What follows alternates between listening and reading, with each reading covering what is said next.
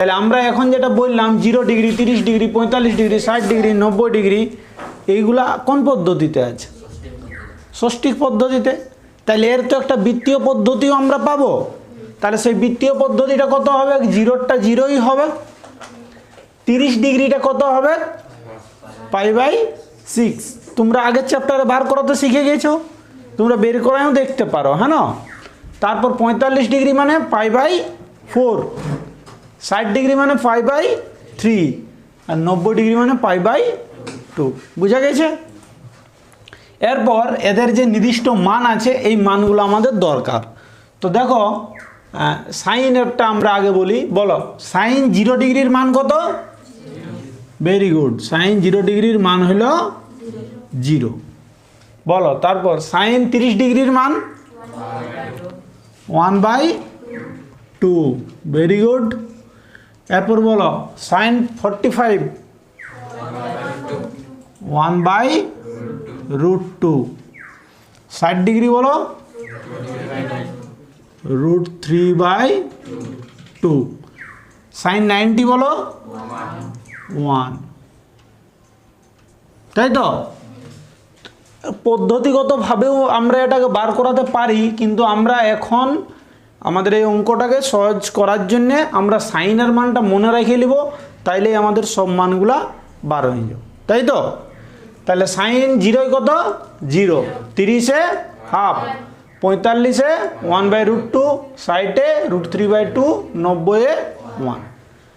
আর সাইনের এই দিকের যা মান আছে কসের এই দিকে সেইটা চলে আসবে, মানে অ্যাঙ্গেল দুটার যোগফলটা 90 হবে। যেমন এইটা কত? 90, আর 90-এর সঙ্গে কত যোগ করলে 90 থাকে? 0। তাহলে সাইনের 90-এর মানটা কসের 0-তে এসে বসবে। বলো, তাহলে সাইন 90-এর কত ছিল? তাহলে আমরা কস 0-তে এনে বসাচ্ছি 1। এরপর বলো তোমরা কস 30-এর মান বসাবো। তাহলে বলো সাইনের কতটা নিব? 60-এরটা। তবে না 60 আর 30-এ কত হয়? 90। তাহলে কস 30-এর মান মানে হচ্ছে সাইন 60-এর মানটা √3/2। এরপর বলো কস 45-এর মান বসাবো, তো সাইনের কোন মানটা হবে? ওই 45-এরটা 1/√2। কস 60-এর মান বলো সাইন 30-এরটা হাফ। কস 90 ডিগ্রি বলো 0। একটু লক্ষ্য করলে দেখা পাবে এইটা যেমন গেছিল 0, 1/2, 1/√2, √3/2, 1, এইটা হয়েছে এই দিক থেকেই 1, √3/2, 1/√2, 1/2, 0। তাই তো? এটা এদিক থেকে গেছে, আর এইটা এদিকে বসে গেছে। ঠিক আছে? আর আমরা জানি সাইন বাই কস মানে কি? 10। তাহলে এইটা ভাজিত এইটা মানে আমরা পাবো এইখানে, এইটা ভাজিত এইটা মানে এইখানে, এইটা ভাজিত এইটা মানে এইখানে, এইটা ভাজিত এইটা মানে এইখানে, এইটা ভাজিত এইটা মানে এইখানে। এইখানে আমাদের একটা বিষয় মনে রাখতে হবে, যেটা হচ্ছে সামথিং বাই 0 মানে কত, আর 0/something মানে কত। বলো, x/0 সমান কত হবে? অসংজ্ঞাত বা ইনফিনিটিভ। তাই তো? যদি নিচে 0 থাকে তাইলে আমরা ভাগফল সবসময় পাবো অসংজ্ঞাত বা ইনফিনিটিভ। উপরে যদি 0 থাকে, নিচে কিছু থাকে, তাইলে হবে আমাদের 0। তাহলে এই ভাগটা করার সময় আমাদের এই জিনিসটা মাথায় রেখে কাজ করতে হবে। দেখো, তাইলে 0/1, এইটা 0/1 মানে 1 নিচে আর 0 উপরে, মানে কি হবে? 0। তাহলে 10 0 কত হবে? 0। আচ্ছা, এইটা হচ্ছে আমাদের 1/2 ভাজিত √3/2। তাহলে এটা যদি আমরা ইন্টু আকারে মানে পাল্টাই, মানে ইন্টু আকারে, তাহলে নিচেরটা যাবে উপরে, উপরেরটা যাবে নিচে। তাহলে 1/2 গুণিত 2/√3, তাহলে 2 কেটে যাবে, শুধু বাঁচবে আমাদের 1/√3। এটা ভাগটা নিয়মটা করে দেখতে পারো, এইটা ভাজিত এইটা, তাহলে এইটা পাচ্ছি। ঠিক তো? এখানে একটু করেই দেখা যাক। তাহলে 1/2 ভাজিত √3/2, তাহলে কেমন হলো আমাদের? প্রথম গুণিত চতুর্থ হয়, তাহলে 1 গুণিত 2, আর নিচে হবে 2 গুণিত √3। তাহলে 2 কেটে গেলে কি বাঁচলো? 1/√3। এটা তাহলে টেন 30 ডিগ্রির মান পালি আমরা। এরপর 1/√2 ডিভাইডেড বাই 1/√2 কত হবে বলো? 1 হবে, কাটাই যাবে সোজা। তারপর √3/2 ভাজিত 1/2, তাহলে 2 কাটবে, এইখানে আমাদের শুধু বাঁচবে কি বলো? √3। আর এখানে দেখো 1/0 মানে কি?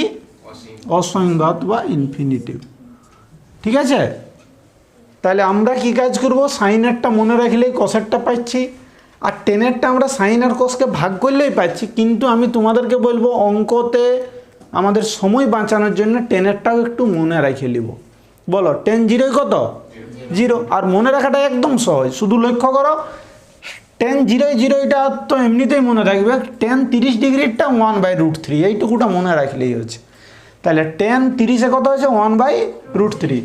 তাহলে এইবারে 45-এ যে বসছে 1টা, দেখো √3টা বসছে যায় সাইডে, আর 90 তো ইনফিনিটিভ, কারণ এইখানে একটা 0 হয়েছে। ঠিক তো? বুঝা গেছে? তাহলে সাইন কস টেন আমাদের হয়ে গেছে। এরপর তোমরা বলো, আগের চ্যাপ্টারে আমরা শিখেছি কোসেকটা কার উল্টা বোর্ড?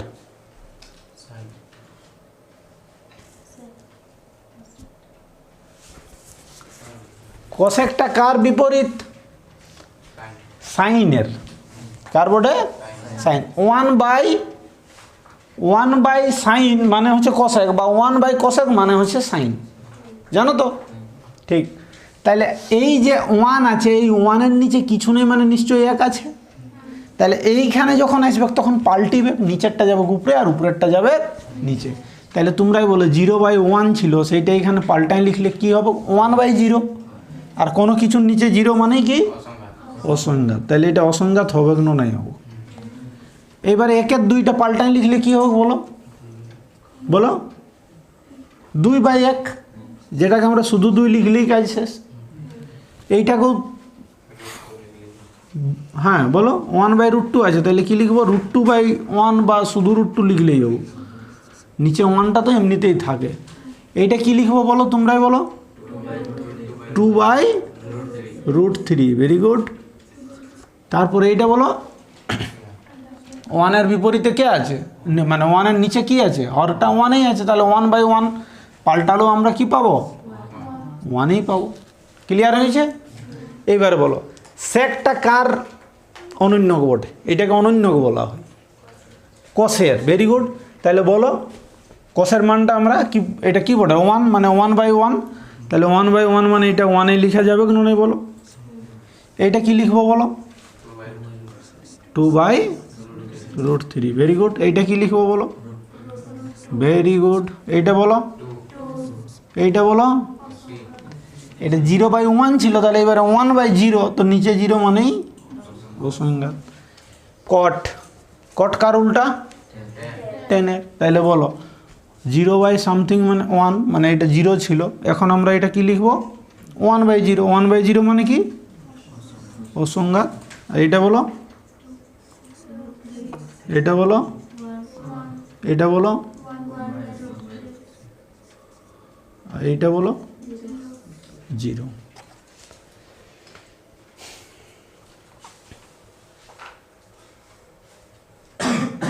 এই 10 আর কোটের ক্ষেত্রেও দেখবে আমরা সাইন আর কসে একটা লিঙ্কেজ খুঁজে পাইছিলাম, যে এইখানে যেটা বসছে দেখো এর 0-তে, ওর 90-এ বসেছে সেইটা, তাই তো? ঠিক সেইরকম দেখো 10 আর কোটের মধ্যেও পাবে, এর 0-তে ছিল 0, তো এর 90-এ ছিল 0। এর 30-এ ছিল 1/√3, তো এর সাইডে ছিল 1/√3। এর 45-এ 1, এরও 45-এ 1। এর দেখো সাইডে √3, তো এর 30-এ √3। এর 90-এ ছিল ইনফিনিটিভ, এর 0-তে আছে ইনফিনিটিভ। তাহলে এই কয়েকটা রিলেশন আছে আমাদের এই সাইন কস টেন কসেক সেক আর কট। এই টেবিলটা থেকে আমরা যখনই মানগুলা যত জলদি এবং নিখুঁত, ভুল নয় কিন্তু, কারণ যদি তুমি ভুল করে √3-র জায়গায় 1/√3 বসায় দাও, তাহলে ওই অঙ্কটার মানটা ঠিক বার করাতে পারবে? কত ধৈর্য সহকারে যদি তুমি মানে ক্যালকুলেশনটা চালাই চলো, খুব সুন্দরভাবে কিন্তু এই মানগুলো আমরাকে বার করাতে হবে, এবং বার করায় নিয়ে অঙ্কটাতে পুট করতে হবে, এবং অঙ্কটাকে সমাধান করলেই কাজ শেষ, আর বেশি কিছু নাই। মানে সত্যি কথা বলতে ক্লাস 10-এর জন্য এইটুকুটা বোর্ডে, বাকিগুলো তো তোমরা ক্যালকুলেশন আগেও শিখেছো তো, তাহলে এইটুকুটা শিখতে হবে আমাদের এখন, আর বাকি সব তোমরা অলরেডি শিখে আছো। এইটুকুটা যদি শিখে নাও এই ক্লাস 10-এ, তাইলে আগের বুদ্ধি দিয়েই তুমি অঙ্কটা করতে পারবে। বুঝতে পেরেছো? তাহলে এই টেবিলটা আমাদের সবাইকে মনে রাখতে হবে।